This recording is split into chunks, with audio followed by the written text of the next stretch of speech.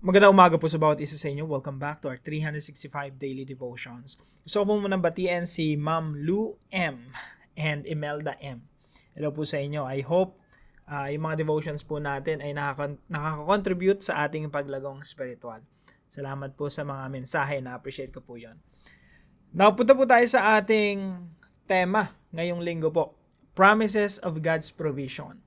Ang Diyos po, sa Biblia, meron siya mga principles, meron siya mga promises. Merong alituntunin ang Diyos na patungkol sa pagkakaloob niya ng lahat ng ating pangailangan. At naniniwala po ako na ang Diyos natin ay generous. Talagang sagana magbigay. At nakakaranas tayo ng kasaganaan mula sa Diyos upang mas dumali yung buhay natin at makapag-focus tayo sa paglilingkod sa Kanya. Kasi I don't think gusto ng Diyos na masyado tayo nakafocus sa kabuhayan. No? Trabaho ko ng trabaho, hindi ka naman nakakaipon. Trabaho ko ng trabaho, nauubos lang rin lahat. Tapos, nakafocus lang yung isip mo, puso mo dun sa trabaho mo, nakakalimutan mo na marami kang dapat gawin para sa Panginoon. Now, hindi ko sinasabi na yung trabaho mo hindi para sa Panginoon. Para din sa Panginoon yun. Lahat ng ginagawa natin para sa Panginoon. Now, sabi po rito sa Psalm 37:25, basahin po natin. Ito po ay salmo ni Haring David. Sabi niya, I have been young and now I'm old. So, si Haring David, sabi niya, mula ng pagkabata ko, hanggang ngayon na matanda na ako. Sabi dito, yet I have not seen the righteous forsaken, or his children begging for bread. Ito po yung obserbasyon ni Haring David. Mula pagkabata't ngayon tumanda na, sa tanang buhay ko'y walang nabalita na sa taong tapat, ang Diyos ay nagpabaya. Ang anak niya'y naging hampas lupa. Atende, no? So sabi niya, wala akong nakitang taong matuwid, wala akong nabalitaan, wala akong alam na taong matuwid, pinabayaan ng Diyos, yung mga anak niya naging hampas lupa. Naging slap soil. Nagnanlilimos, no? Naging pulube. Now, yung unang katuruan po natin, God provides for the righteous. Now, kung ikaw masama kang tao, ang pangit ng intention mo sa kapwa mo, magulang ka, mapanlamang ka, huwag mong sabihin na kasama ka dito, no? Kasi may qualification dito. Sabi rito, taong tapat, righteous, matuwid, taong sumusunod sa kalooban ng Diyos. So sabi niya, wala akong nakitang taong matuwid na sumusunod sa kalooban ng Diyos, taong tapat na pinabayaan ng Diyos at yung mga anak niya naging mga hampas lupa, no? Mga nagiging nanlilimos na lang. God provides for the righteous. So bago ito maging applicable sa iyo, kapatid, at sa atin, kailangan maging taong matuwid muna tayo. Para maklaim natin, Lord, wala kayong pinabayaan na taong matuwid. Kung meron mang pinabayaan ng Diyos for a moment, no? Hindi ko nga alam paanong klaseng pinabayaan, no? Ang Panginoong Jesucristo kasi matuwid siya eh. Perfect. Pero sinabi niya sa Diyos Ama, Father, why have you forsaken me? And that's the beauty of the gospel, no? Yung isang taong matuwid, he was forsaken so that all of us who should be forsaken by God will be forgiven and will become children of God. Napakaganda ng ebanghelyo, no? So, as a general principle, sabi ni Haring David, wala akong nakitang taong matuwid na pinabayaan ng Diyos. Kaya mga kapatid, pwede nating i-claim itong promise na ito, itong principle na ito, kung tayo'y sumusunod sa kalooban ng Diyos. Kung ginagawa natin yung kalooban ng Diyos, kabilang tayo sa mga taong matuwid, taong sumusunod sa Diyos, at kabilang tayo sa mga taong hindi pababayaan ng Diyos at pati mga anak natin hindi manlilimos. No? Number 2 po, God gives generational blessings. Dahil ang Diyos ay generous, kapag nagbigay siya talagang sagana. Sometimes yung blessing niya pang maraming henerasyon. Kaya nga sabi rito, no, sa tanang buhay ko'y walang nabalita na sa taong tapat ang Diyos nagpabaya o ibig sabihin, hindi lang sa mga magulang, pati sa mga anak nila, makakasumpong ng pagpapala ng Diyos. Sabi dito, ang anak niya'y naging hampas lupa. Ibig sabihin, yung blessing ng Panginoon, generational din. Pwede yang may kinalaman sa material wealth. Kasi pag tinitingnan mo naman talaga, yung kayamanang panlupa, yung earthly wealth, napapamana rin naman. Pero wag niyo pong isipin na hanggang dun lang. Pati po yung spiritual, yung godly culture, godly family, na ipapamana rin yan. Kaya yung chance na maging Kristiyano ka, maging tagsunod ka ng Panginoong Jesucristo, mas mataas kung ikaw ay nasa pamilyang Kristiyano. Kung yung lolo mo, taong matuwid, tapat sa Diyos, nadamay yung mga magulang mo, nadamay ka ngayon, naging kasama ka, nasumpungan mo agad ang Panginoong Jesucristo, or much better, nasumpungan ka ng Panginoong Jesucristo through your family, no? Family members. Yung kultura ng isang Kristiyanong pamilya, nakakahawa din yan. Kaya namamana yan ng mga anak. Pati nga yung generosity This is our point number 3. Pero gusto ko lang iwan sa inyo sa point number 2. God gives generational blessings. Kapag ikaw nagtapat ka sa Panginoon ngayon, pati anak mo damay. Okay? Kung gusto mong impluwensyahan yung mga anak mo, magtapat ka ngayon sa Panginoon, maglingkod ka sa Panginoon, ibigay mo yung buhay mo sa Panginoon, makikita mo pati anak mo. Makikita kasi yung testimony mo, makikita yung, oy, nabago si Papa, nabago si Mama. Pati mga anak mo madadamay Pati mga anak mo susunod sa ating Panginoong Jesucristo. Number 3 po, generosity can be our long-lasting legacy. Sa family ko po, yung nanay ko very generous, no? Namatay na siya long time ago. Pero very generous siya. Napaka-mapagbigay, napaka-matulungin. Pati yun namamana ng mga kapatid ko, yung panganay namin, down the line. So ako, feeling ko, nagaya lang rin ako sa kanila, no? Para kasi sa ibang tao, parang hirap-hirap magbigay Pero sa mga taong kilala ko, parang ang bilis-bilis magbigay sa kanila. Now, yung isang taong generous, pinagpapala po ng Panginoon. God is generous to those who are generous. Tingnan po natin dito sa mga talatang ito. Sa mga naunang talata, sabi po rito, pakinggan nyo pong mabuti The wicked borrows, but does not pay back. Yung isa, sa Tagalog po, yung isang taong masama, nangungutang, pero hindi nagbabayad. Yan, the wicked borrows, but does not pay back. Malalaman mo pag masamang klaseng tao ka, yun yung nangutang ka, tapos wala kang intensyong bayaran. Okay? O hindi ka nagbabayad. But the righteous is generous and gives. Ibig sabihin, yung taong matuwid, talagang saganang magbigay at patuloy na nagbibigay. No? Generous and gives. Pagdating dito sa verse 26, sabi dito, He is ever lending generously. Siya yung laging nagpapahiram. Ang sarap nito, no? Ang sarap ng ganitong buhay, no? Yung hindi ikaw yung nanghihiram, ikaw yung nagpapahiram pag may nangangailangan. Napakabilis lang sa yung magbigay, no? Yan yung masarap na buhay, no?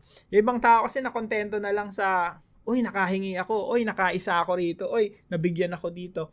Para bang nandun na lang yung buhay nila nang hingi, penge. Na kapag nakatanggap, tuwan-tuwa na, hanggang doon na lang sa ganun level. Pero may mas mataas pa doon Ang mas mataas pa doon yung ikaw yung nagbibigay, no? Sabi dito, He is ever lending generously. Siya yung nagpapautang, siya yung nagpapahiram. At pakinggan niyo po yung kasunod, and His children become a blessing. Yung mga anak niya, pagpapala sa mga tao. Kaya po yung generosity, it can be our long-lasting legacy. Kapag generous ang parents, no? Pagpapalain ni Lord yan Magiging generous din yung mga anak. Pagpapalain na naman ni Lord yan. No? Kaya yung generosity, nagiging po yan, long-lasting legacy na ipapamana. So, kung gusto niyo pong impluwensya ng pamilya mo, be generous, be righteous, sumunod ka sa kalooban ng Panginoon, maging tapat ka sa Panginoon, damay-damay po yan. Buong pamilya natin, makikita natin, pinagpapala ng Diyos. Sabi niya, I have been young and now I'm old, yet I've not seen the righteous forsaken, or his children begging for bread. So, una po, application. Follow God and trust God's provision. Sumunod po tayo sa Diyos. Tayo mga magulang, or kung ikaw man ay binata ngayon, ikaw na yung pinakaunang sumunod sa Panginoon. Ikaw dalaga, ikaw na yung pinakaunang sumunod sa pamilya mo, no? At susunod na yung mga parents mo, susunod na yung mga kapatid mo.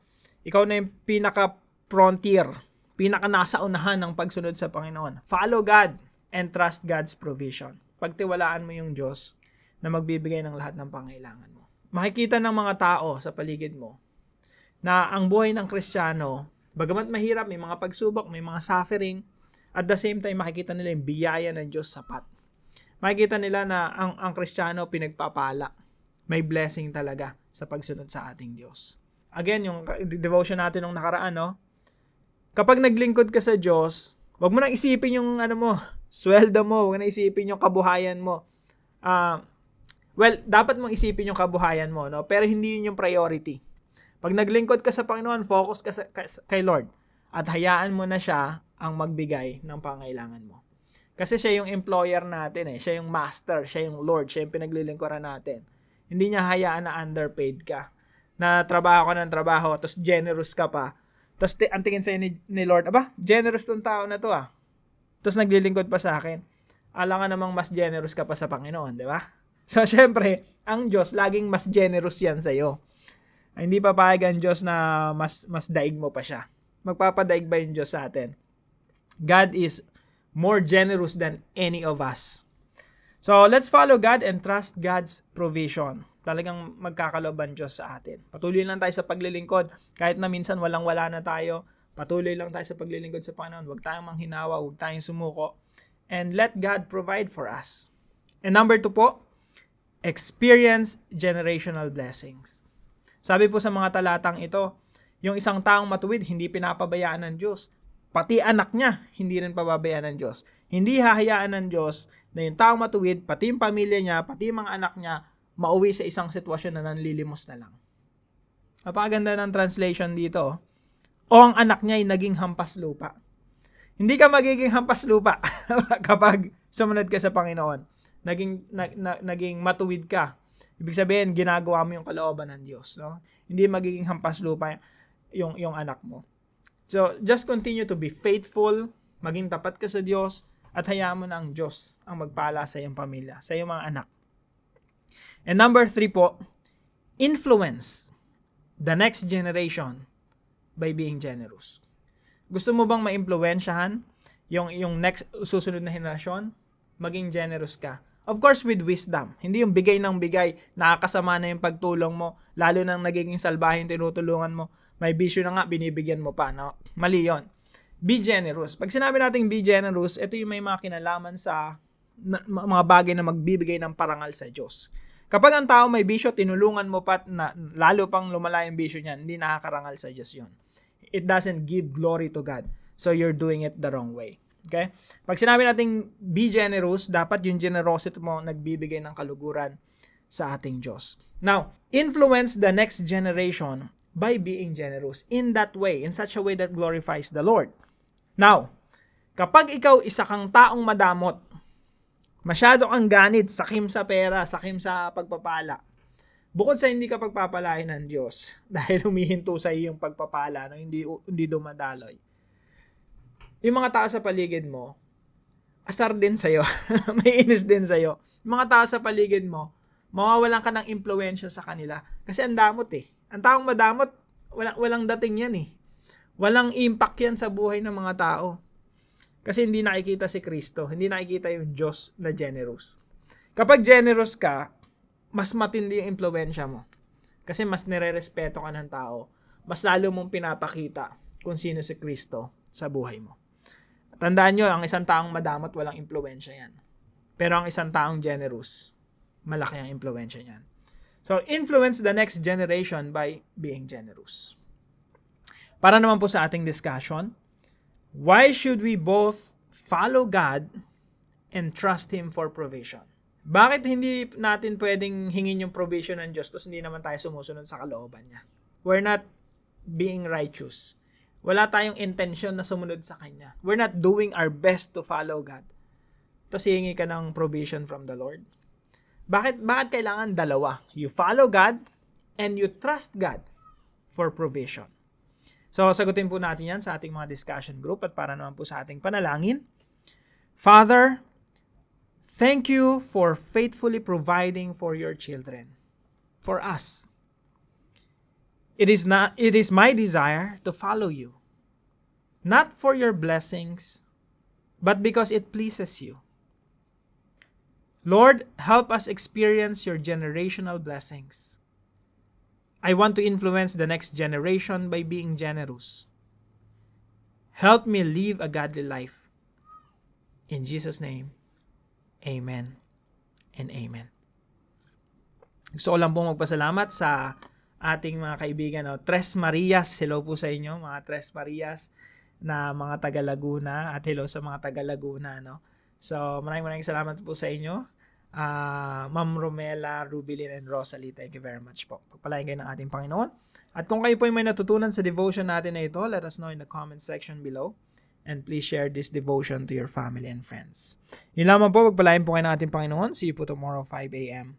dito sa ating daily devotion.